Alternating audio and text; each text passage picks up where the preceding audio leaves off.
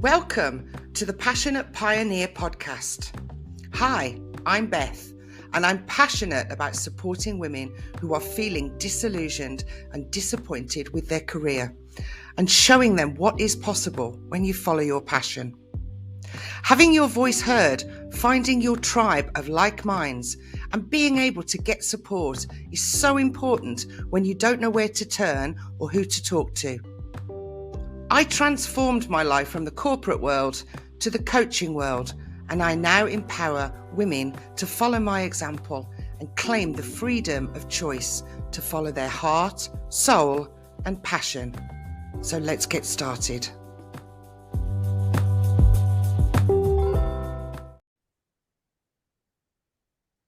Today I am joined by Elisa Boogaert.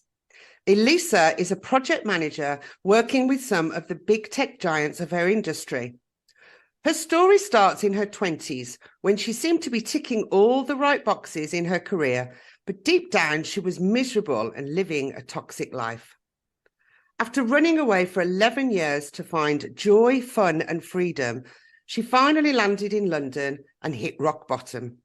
She realised that inner healing was much needed, and she set out on a quest to find out who she really was and learn to truly love herself, which took a further 10 years.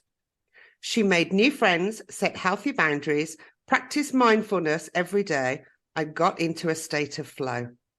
From this personal transformation, her career improved, and she also opened her coaching business, Inspiration by Elisa, where she now passionately helps men and women to find their confidence and live a happy and fulfilled life. Welcome, Elisa. Thanks, Beth. Thanks for that intro. Wow. It's so great to be here. I'm so excited to be on your podcast. Yeah, thanks. Thank you for reaching out to be part of this fabulous community, fabulous tribe of women, empowering in each other, and some fabulous stories. Some really fabulous stories and overlapping stories. I might add, lots of overlapping stories. Your story, the start of your story actually is very similar to mine. You know, ticking all the boxes in your 20s. Yeah. And then deciding, gosh, there's got to be more, and, you know, wanting that, trying to find that freedom and fun and joy in your life. Mm-hmm. So yeah, that was exactly what happened to me, and that's exactly when I started traveling too. So why don't we start there, and you can tell us a little bit about your journey.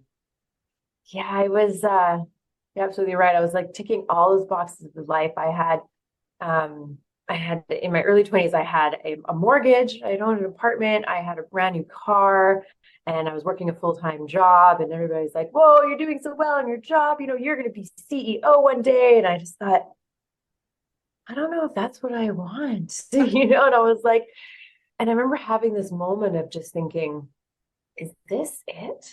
You know, like like, I've got all the things. And then, so the next is going to be husband and kids. And then is this just my life? You know, and am I okay with that? And I was just like, no, what about all those things that I want to do? You know, what do I want? And I remember a friend of mine had come back from her second backpacking trip, and it was her birthday, and we're all sitting in her living room, and she brings out her photo album, and I was like, my heart sunk a little bit. And I noticed that I was a little bit jealous because it was something that I wanted to do for years and never had. And one of my best friends from high school were like, yeah, we're going to go right after high school. We're going to go. But then it was like 5 years later, and, you know, she now had a partner and like all these things. And I was like, oh, it's never going to happen with her. You know, I kind of felt like I was waiting for somebody to give me the permission, or to say like, yes, you can, instead of actually just going after what I wanted. Right. And being like, no, this is what I want. I'm going to do it. And I really had to sit myself down and have like a talk with myself and be like, you know, Elisa, you were such a good girl. You did all the right things, but stop waiting for somebody else to tell you it's okay to live the life that you want to live. And another friend of mine, I found out, was going backpacking. So I was like, can I come with you? And she was like, yeah, sure. You know, she was totally cool about it.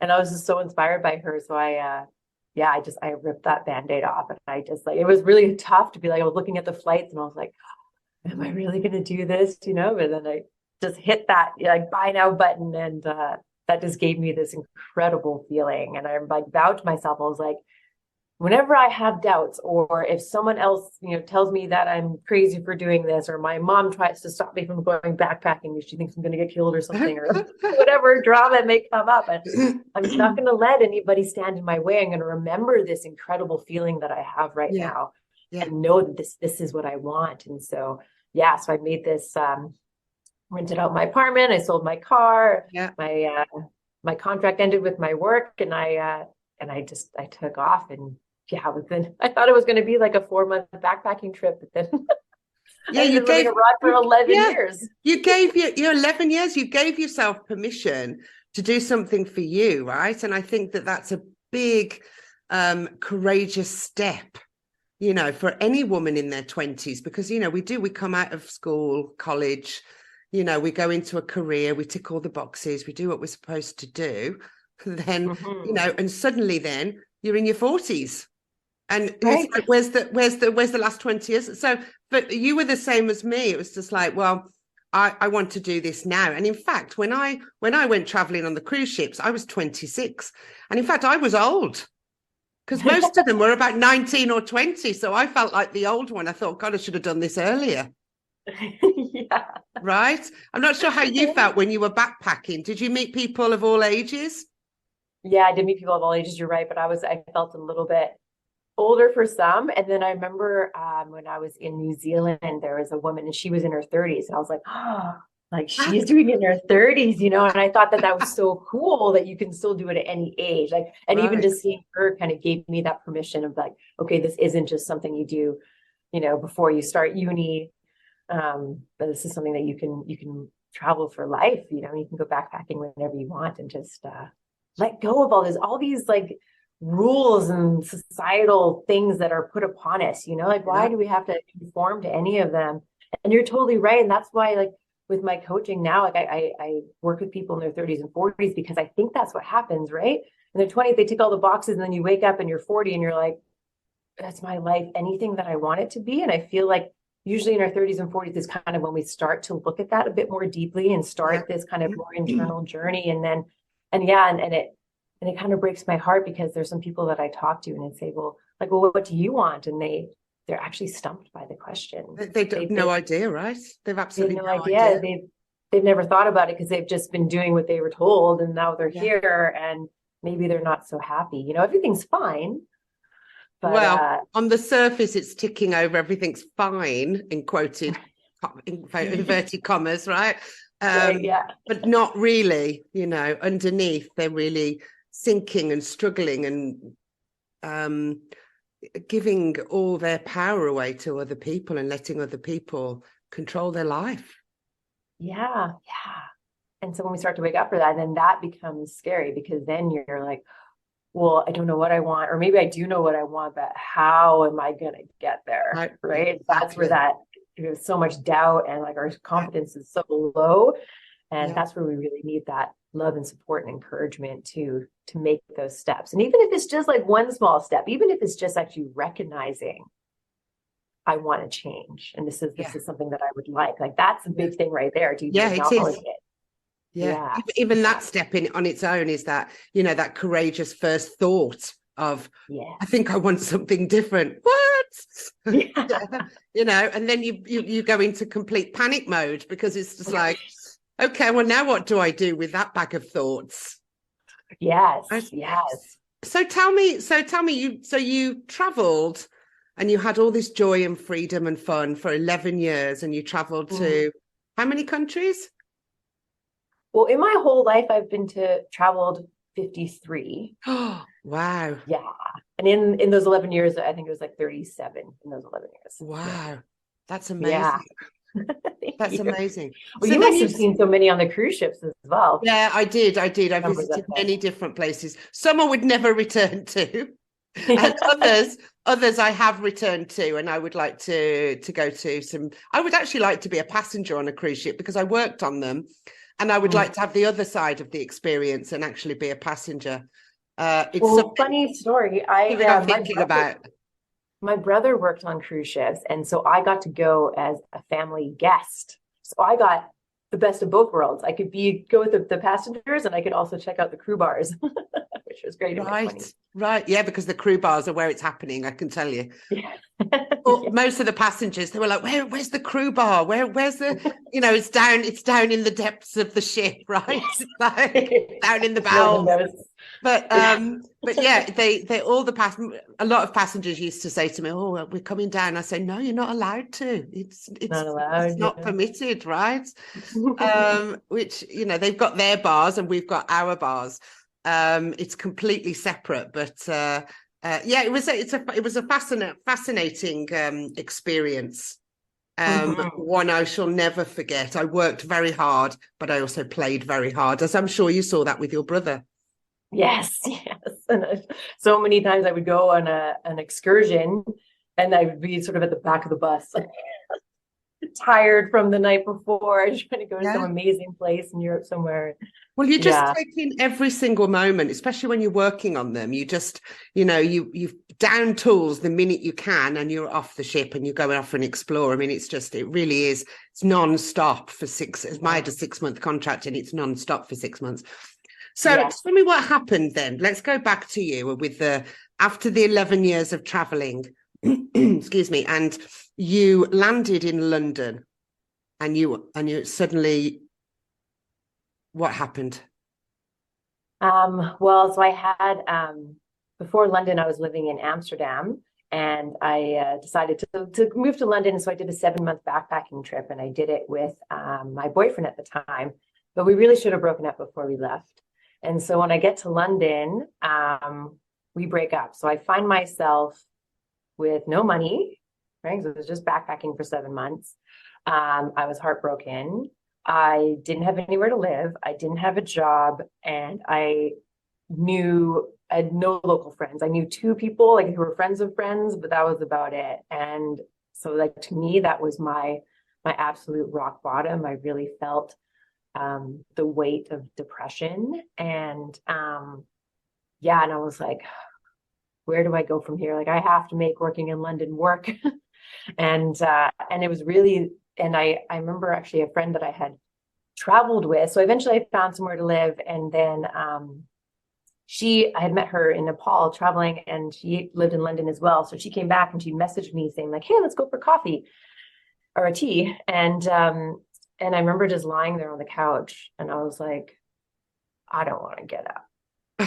I don't want to go out. It was November. It was cold and rainy and dark. And she messaged me again because she knew I wasn't doing anything. And so it's come on. And she encouraged me. And, it just meant that I had to get up, and I had to shower, and I had to leave the house. I didn't want to do any of those things. I just wanted to wallow in my pity and my little apartment. And anyway, so she convinced me, and I went and I met her, and she gave me this really warm hug. And we went to this really cute tea place in Camden, and I got this warm peppermint tea, and it smelled divine, and it was warm in my hands, and the place was so cute. And then she asked me well, what do you want out of your life in London? And I was completely stumped by that question. Right. Because coming out of the relationship I was mentally abusive, and so I hadn't been able to think for myself. Right. For years. Right. I hadn't been able to it didn't matter what I wanted, right? It was, he sort of led everything. And I remember just being wow. And she was well, maybe meditate on it or journal on it. And then that's kind of where I was introduced to that. And I was introduced to affirmations and mindfulness. And that's where I really started that journey. And it was quite nice, actually, because I was in this place of sort of rock bottom, and I was in a new country. I didn't have much external influence, so I could really spend time to think for myself. What do I want? Who do I want to be? Right. How do I want to show up in this world? And from there, I was able to really rebuild my life from the ground up. And it took a long time, though. There was some stumbling blocks, and I know that. Oh yes. Yeah. Even, with one of the things I teach is about boundaries. I think a lot of people need help with setting boundaries. Absolutely. And I know that at the time I didn't have a communication school, so I definitely rubbed the wrong people the wrong way, trying to set boundaries. And I sort of stumbled through it on my own because I grew up with the shame of getting help. And so it was like, okay, Oh yeah. that's not an option. Asking for help is not what we do. So I just kind of stumbled through it on my own. And I think that's one of also the big lessons I've learned is it's okay to get help. It's okay to It is get a coach. okay, right? Yeah, I always laugh because, I mean, you've experienced England and you've experienced we don't have tiles on the floor. We all have carpets because carpets are, I don't like carpets. Get very dirty, but you don't never know what's harboring in there, right? But everybody had wall-to-wall carpets when I grew up, and every time there was a problem, I used to just get shoved under the carpet, is what I used to say, right? You didn't talk about your problems. You didn't, it was a conservative family. They when Jerry Springer came out, oh my God, it was just like, no, don't watch that. We don't air our dirty laundry like that, right? It was you deal with it. You just buckle down and you just get on with life, right? You don't ask for help and you just continue on and just ignore it. Well, that's very bad for your mental health, which we know now, right? And setting boundaries. But, so I call them my lumpy carpet days because every time there was a problem in the family, everyone used to shut their mouth and it used to get shoved under the carpet. Yes, yeah, That's 100%. the way it was, right? Yeah. And even with myself as well, like growing up, I often always hid my voice. I didn't speak my voice. I was always like, nope, just keep it quiet because you don't want to ruffle any feathers or go against anybody. Or if you might say something, they might get even more mad. And so just silenced myself all the time. Yeah. I had the same experience. It's taken me a long time to find my voice. I feel like I'm still finding it now. Yeah. I feel even I still have that hesitation sometimes. And it's interesting to notice that, right? And then be aware of it. I'm like, that's interesting. Why didn't I say that time? Or what is holding me back? I'm really exploring that right now. Yeah, it's an ever evolving healing journey, isn't it? When you're, we're like onions, really. You peel off the first layer and you're like, oh yeah, that's gone. Great, I feel better now. Oh no, there's another layer.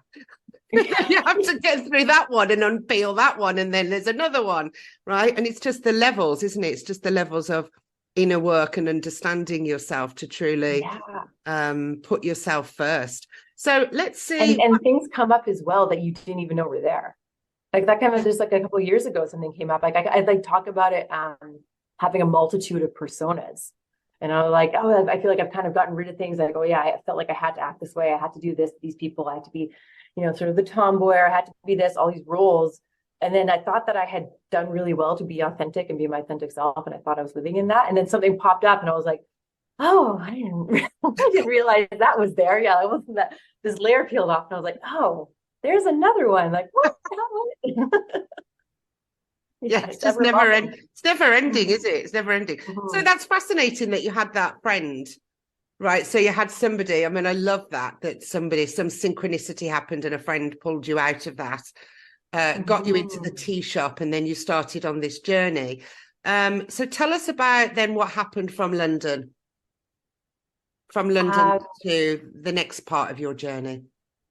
So it was through London where I was introduced to coaching in London. There was it was through a program I really learned about like mindfulness, and then he was a coach, and I was like, oh, what is this coaching thing? And then I did that this weekend, coaching, I guess, conference, and got to actually practice it. And I really, from there, I was really sparked by it,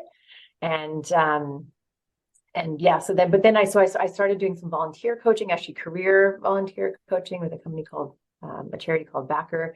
And then I even had a client myself, but then that's when my project management career really took off. And so I kind of put it on the back burner, the coaching, for a while. Right. And so I really kind of focused on my project management career. And then I left London. I moved back home to Vancouver. And when did I do that? 2016. And I found myself again a bit, it was interesting being away from home for so long.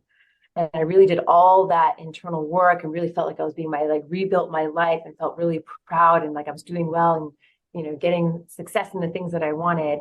And then I came back home and I fell back into some old habits, Right. back into some of that toxicity and some of those people. And yeah, I fell back into that. And I remember just finding myself miserable again, but not in like my whole life, but in certain areas. And I was Mm-hmm. like, how did I get back here? I was doing so well and I felt so good in myself, really self-confident, so much self-love. And then I just kind of found that again. I was like, huh, how did this Isn't it happen? interesting though? It takes daily practice. It's not something that you just, there's days where, that we all slip back into, into the old, oh, I didn't meditate today. Oh, I can't be bothered to meditate. Oh, I can't be bothered to journal, or, maybe you're just tired or whatever.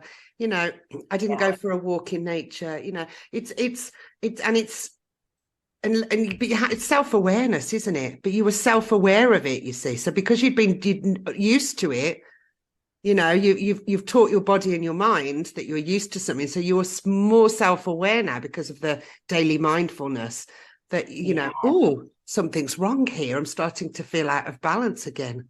Exactly. Yeah. Yeah, that's exactly it. And in terms of the career, so when I moved back to Vancouver, there's kind of like three major industries here, especially on the project management. And so software development technology is one of them. And so I was like, okay, well, like I'll just do that. And after I think when I was in I think maybe it was the fourth company that I was working at. And I was like, oh, because I kept on leaving companies being like, oh, I'm unhappy. Oh, I'm unhappy. Like, this isn't working. This isn't working. And then I realized it's not the company, it's the job. Right? I'm like, oh yeah, it's the job. This is a me thing, and then that's kind of when COVID hit as well. And so all of a sudden I had all this time and I was like, oh yeah, what about that coaching thing? It's always been in the back of my mind as something that I wanted to pursue. Right. But it just never seemed to sort of fit. And or other things were always a priority. And so yeah, so that's when I was like, okay. And there's that saying that says, when the student's ready, the teacher appears, or Yeah, I they love show that. themselves. Yeah, I Yeah. And love so that that sort of expression. happened. Yeah. Let me start researching this. And then the institute that I got my certifications through popped up, and then the program was starting in like a few weeks. And then they had this like webinar, all these things. And I watched like the women that do it who were going to be the instructors. And I was like, fell in love with them. And I was like it just sort of like fell right on my lap. And like, okay, this is it. And so, yeah, over the last couple of years, I've gotten 4 different certifications with coaching and started my own business. And so, yes, but I'm still in that transition. So I'm still working full time in the corporation and have a business on the side. And I would love, like, my goal this year is to switch and go It's to full time switch. coaching. Yeah. Yeah. So you would say then probably that the biggest the turning point, the spiritual turning point for you, and as I think for many, many people in the world, was when COVID hit and you finally had time to sit down and reevaluate and reassess what's going on in my life, right? Because I've had all of these jobs, but I'm still not satisfied, right? And you get a chance to reassess and reevaluate what you really want. And Yes. that was a time for everybody, I think, to do that. Finally being able to have some free time to sit down and actually think about something else other than your job. Yeah, because we get so wrapped up in life, right? It's so busy. And also we also get into routines, our brains love that stability, that safety, that comfort zone. Like just keep doing what you're doing. This is fine. This is good. This is safe. And as soon as we want to sort of make a change or learn something new, that's when we kind of hit that fear, we hit that panic, and then we retreat back. And run away. Run away, exactly. And so when life is so busy and then you're like, oh, there's no way I could handle that as well, trying to break through those fears, we just don't. And we just stay the way that we are. And then years pass by, and all of a sudden you're like, oh, like, yeah, now I'm in my 40s. Like, what happened? Yeah, exactly. Right. It's, the spiritual turning points. I mean, there can be anything. I mean, COVID was a big one. It can also be, some traumatic event happens, or a death of a loved one, or age. And suddenly you're just like, oh my God, What am I doing with my life here, right? What's happening? Yeah. When you're in your 20s, it's not so bad because you're still very young. But when you're halfway through your life, it's like, oh my Right. God, I've got limited time left. The Yeah. clock And you want is to make it ticking. meaningful, right? You want to Yeah, make it, yeah, like be what you want it to be. And I think it as well with COVID, some people were forced into that. Like you talk about a traumatic event, like a lot of people yeah, lost their jobs. yeah, And for yeah, some people, that was actually a blessing in disguise. Because they were like, oh, actually, now I'm free from that. Like, whoa, like I've just been in this trance of yeah. this job for so long that like all of a sudden it's like, well, what do I want to like? I don't want to do that again. What do I want? Right. And then you're in this place Right. with no idea, and you have the time and the space to figure it out. And I'm sure some of them are happier for it. Yeah, absolutely. And when that's where you really need the support then, don't you? That's when you need, a coach that can help you, the right coach for you, the right mentor, Mhm. teacher, the right support. Because Yeah. you need to start building your tribe when you start going in a different direction, because the tribe of people that have been around you, they may still be with you in the next phase, but, not necessarily understanding what this new direction is, and you need people on your side that can understand you. Yeah. Yeah, totally. And also that because yeah, as we make change, those relationships are forced to shift. And Yeah. some relationships you may realize that they don't fit in your life anymore, and other ones they still fit, but they change. And that forcing them to shift can be difficult Yeah. for you or that other person, and there may be conflict or friction. And I think that that's where the boundaries really come in, right? Because you'd be like, this is really important to me, and this is why, and actually, this is how I'm going to interact with you now. Even if it's something like, being healthier. I think of some Yeah. people who get into running, and they're like, oh, well, now you spend so much time running, and like, you don't come for burgers with me anymore. Or you have these little things that, these little moments that you and a friend have together Yeah. that all of a sudden you're not having anymore. And it's like, well, we can still be friends, but maybe could we go for a walk? I still want to spend time with you and I love you, Right. but can we get out of the burger shop and maybe go for a walk instead, or go Yeah. to the coffee shop instead, or Yeah. something. Well, that's Yeah. healthy for them as well. It's encouraging them to do something that's, healthy, and also spend time together, right? Yeah. And So then, but what can come with that is these guilt trips, or feeling guilty if they try to sabotage you, or you feel bad that they feel, sad. So then you sabotage yourself, and then you don't do what you want to do. And so it's like this crazy thing you kind of got to navigate. But yeah. yeah, but if that, And some people will understand what you're doing, and they'll mhm. support you and cheer you on. And then others are just like, are you mad? What are you doing with your life? What is going on with you? And you just have to just very politely say, well, I'm doing what I love to do. Don't you want to see me happy? Right. And that's a Yeah. big question for them. And then they stop and they go, yes, of course I do. Of course I do want to see you happy, right? So it changes Yeah. the conversation direction, right? I've had Yeah. to do that quite a few times. Isn't it about my happiness? Would you not like to see me happy? Oh, yes, of course. Well, then I'm not crazy. I'm doing what I love, and I'm going in the right direction, right? Right. Yes. Yes. And this communication tool I love to share is where um, if something comes up like that, you acknowledge them, right? And what they might want. So you're not like, dismissing them, but then you explain how you feel and what you want. So Yeah. like, yes, I see you and I understand where you're coming from. And like, yes, that would be fun to do whatever, but this is how I feel. This is what I want now. Yeah. And so it's a really good way of kind of navigating that. It's a nice communication tool because yeah, then you're not dismissing them, or they don't get defensive, or yeah, that's just Yeah, they it doesn't feel work. heard and It doesn't seen. work when you start getting defensive, and that's not the enlightened way anyway. I mean, as light Right. workers, we know that that's not the way. You can't argue with somebody that's already got their opinion firmly fixed in their mind, right? That you're Right. Yeah. crazy and you don't know what you're doing, right? So, oh, thank you Yeah. so much, right? Right. You can be like, I can understand how you might feel that way, or how that's your Yeah, perspective. Like, I acknowledge you for thinking that I'm yeah, crazy, but I want happiness in my own life, and this is how yeah, I see it being happy. Right. yeah, And so, yeah, yeah. yeah. So let's talk a little bit about the tech industry and being a project manager, because obviously you were in that when you were in your 20s before you went traveling, and then you went back into it. Well, no, I just worked in like the office sort of corporate world for about 20 years, well, until Right. now as well. But the project management's been like the last 13 years. Right. Okay. Yeah. Okay. And how do you see that? How do you see that? Because obviously you said you've moved quite a few Mhm. times in the last 13 years. Yeah. So what do you see in that industry then? What's happening? And you said it was you, but what do you observe in that world, in that professional world or that tech world? Actually, one positive thing I'm seeing is that there's more women getting into it. I Nice. remember being at the beginning, I remember being in a room and I looked around. So I was in my early 30s and I was like, wow, I make up their total um, diversity quota. I looked around and it was all white guys and they're all older. And I was like, okay, so I make up like the younger demographic.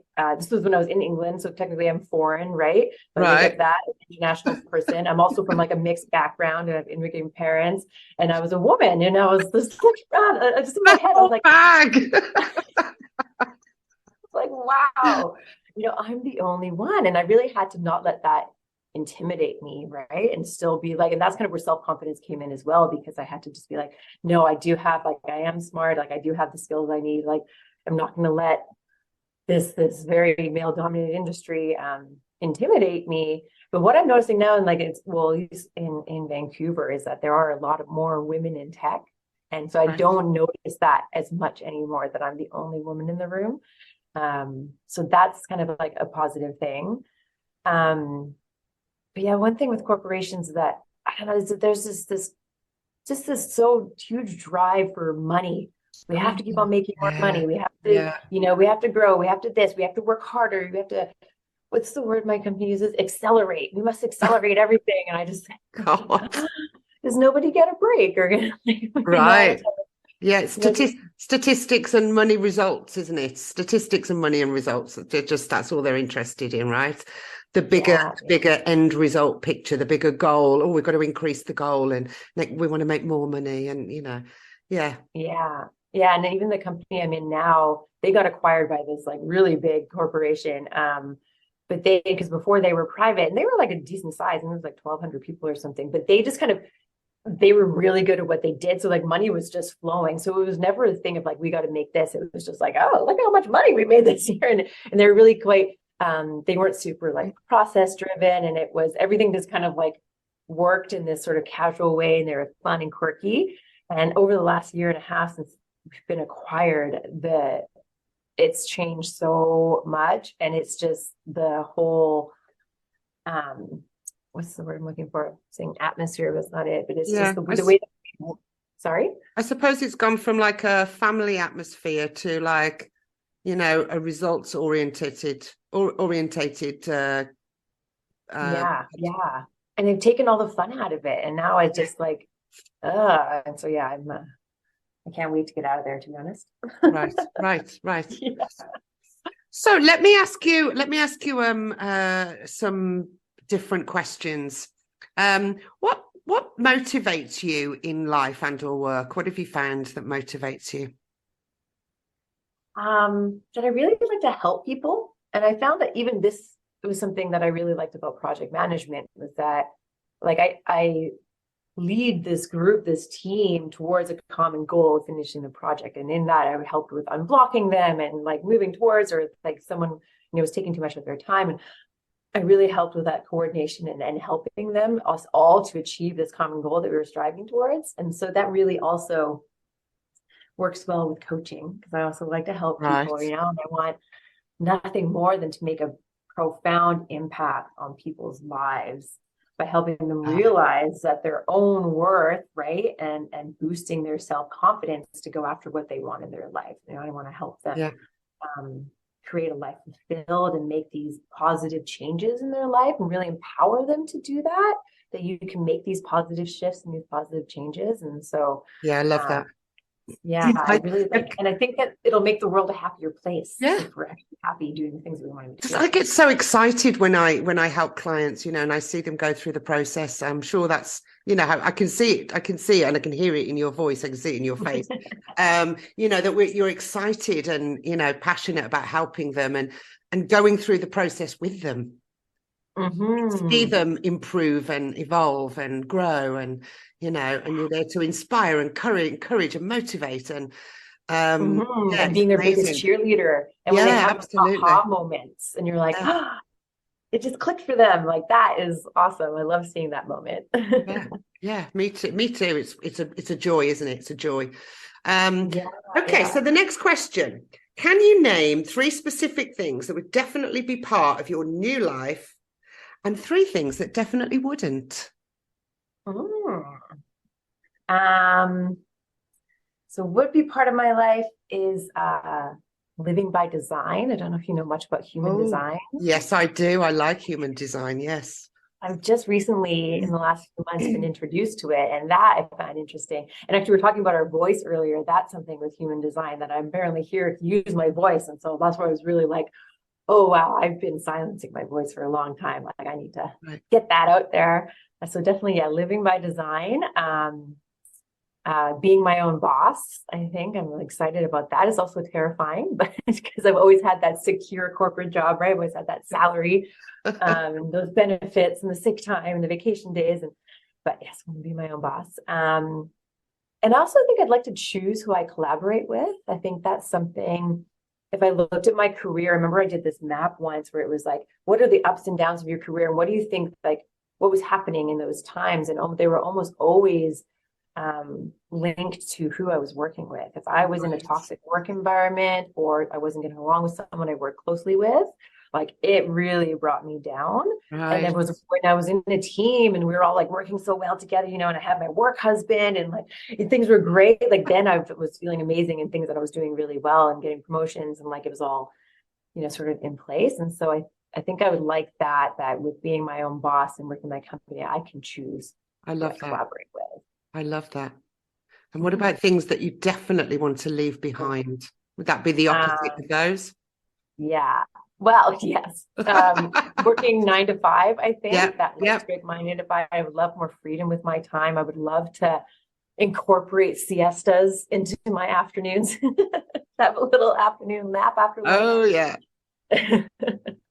Then we were talking about the silencing my voice thing. I really don't want that. Wouldn't want that in my new life. And this feeling of being trapped. Like right now with this corporation, I feel like I have someone described it to me as golden handcuffs. I've just got these Oh, golden handcuffs on, right? And you're kind of like stuck there by the salary or like the stocks that are coming or whatever, and the bonus. And yeah, I yeah, don't want to feel trapped. And I think that if I'm doing that coaching business, I'll have that freedom and also to yeah. choose and change and yeah, choose who I collaborate with, and therefore I won't have that feeling of being trapped. Yeah, I've not. I think that's the only second time I've heard that, the golden handcuffs. Yeah, it is, isn't it?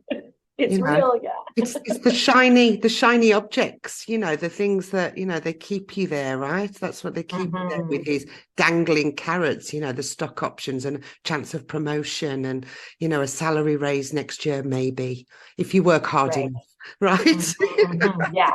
Oh, wait, you're going to get all these stocks, but wait, you're not going to get them for a year. Like, what? Yeah, Yeah. yeah, exactly.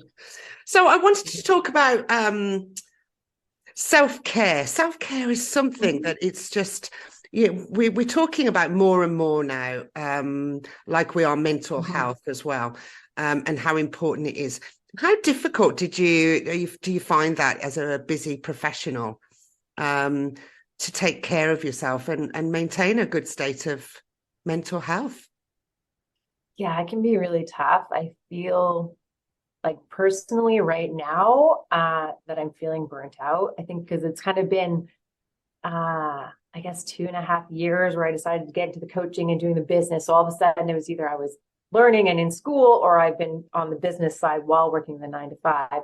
And so it's been 60 plus hours a week of the combination of the two. And and I was good with with self-care. And then I've noticed recently that I'm just so exhausted Right. that the self-care I put to the side, right? So I could journal my thoughts right now, or if something's bothering me, like I know ways, and like I have all these tools to help with stress, but I find that I'm not utilizing that toolkit, and so I feel like it can be really difficult. And so I think it's a matter of committing to it, and maybe getting up. Like I think there's a difference as well between, like, you got to listen to your body. So like in the morning, do I just want to sleep in because I don't want to go to work at 9 o'clock, and I'm just sort of like delaying going to work because I'm dreading it? Or am I actually exhausted, right? So if I'm just kind of procrastinating and dreading work and not wanting to do it, well, then if I can have that realization with myself, be like, no, get up and do like a short workout. Get up and meditate, do your 5 minutes of journaling, have a workout. You'll feel so much better, have a healthy breakfast, and then go to work. So you have to do it anyway. Right. But if I'm feeling exhausted, then I might listen to my body and be like, you know what, I actually need rest right now, and that's okay. Yeah. So I think that that's kind of having really listening to yourself and what's actually going on, and then and making a choice, because we always have a choice. And I even have that on like one of my cupboards that says, just a post-it that says choose. And of course, it's the cupboard that has like the sweets in it and the chips and and it's like, why am I reaching for that right now? Like, oh, maybe because I'm not dealing with my emotions. Okay, maybe I could choose to go journal. Maybe I could choose to have a cup of tea instead of Right. say a drink or something. Yes, I think it can be difficult, but I think that if you really sit down and have that conversation with yourself, you can choose the better option to get the self-care in. Because there is time to do it, but we just choose to use our time in the way that we do. So Well, it's the kind of just dreading anything, isn't it? When you dread going to work, everything just feels heavy as soon as you wake up. You've got heavy negative energy going on, right? yes. And so it's very difficult to motivate yourself to do anything. It's Yeah, that's why I also, as much as you can do just to get ready and get to work. right. Yes. And sometimes, yeah, that's a struggle. Yeah. And one thing I really like to do is have affirmations, and have that, usually around the same time my alarm comes up. So I see like this reminder on my phone, it'll be an affirmation. So I try to get that to help me with that positivity, and try and help to sort of reframe that, and shift that perspective a little bit. Yeah. Because some days are great. And I notice with myself, since we talk about living by design, there are moments where I'm very motivated, and there are moments where I'm very not motivated. So sometimes I can listen to myself. So some mornings, it's great. I'm feeling great. I'm up. I'm going to go. And then I roll with it. I'm like, yes, it's like one of those days. This is one of those moments. And the other days where it's like heavier, I can kind of accept that as the way that I am, and live by design in that way. Like, oh, right now, It's okay. It's okay to have an off day, right? We all have off days, right? Yes, yeah, I think yes. the biggest thing for me as being an entrepreneur is not having an alarm clock, is naturally waking. And then I've got affirmations the same as you. I've got, things dotted all around the house to remind me, Yes. you are loved, Yes. you are amazing, you're doing a great job. Go, right? And those Yes. little things, because we just don't tell ourselves that enough, right? Got one on the mirror in the bathroom, right? Just a little mantra I say, right? And it's just, and I look and I take my glasses, obviously glasses off, and I look right in the mirror and I go, oh, you're amazing, Beth. How amazing are you? You're doing such a great job. I'm so proud of you. I love you so much. You keep going, girlfriend. That's amazing. Right? I love that. Yeah. And it's my little pep talk for the day. Sets me up for the day. Yes, absolutely. Because you can, like, sometimes in the morning, I'll be like, oh, I got that meeting. Oh, I really don't want to see that person. And I'm ruminating in my head, or going through these things, or what it's going to be like. And it's all negative thoughts, where instead, this is while I'm showering and brushing my teeth. Instead, I could be, looking in the mirror. And as I'm brushing my teeth, say that affirmation, instead of worrying about what may or may not be that's going to happen at 9 o'clock, or the day. Stay in the moment, right? Stay in the present moment before sort of take a little bit of control of the day and your feelings before the day takes control of you. It goes all sideways and Who knows what's going to happen when you walk out that door, right? Just don't Right. know, right? Okay, good. So I'd just like to end with a final question, Elisa, and that's, what advice would you have for your younger 25-year-old self? I would say to learn how to process my emotions and let go of codependency. I when I look back at myself, I think there was a lot of codependency. But my father died when I was 18.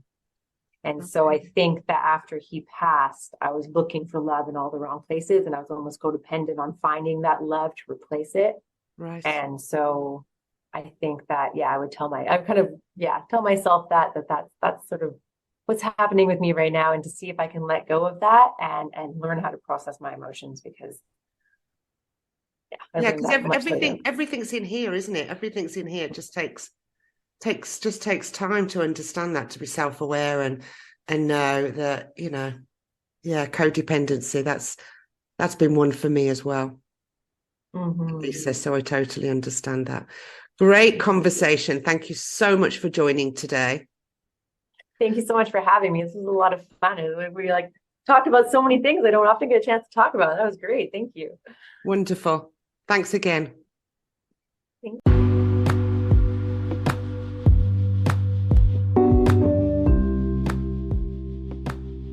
Thanks for listening today.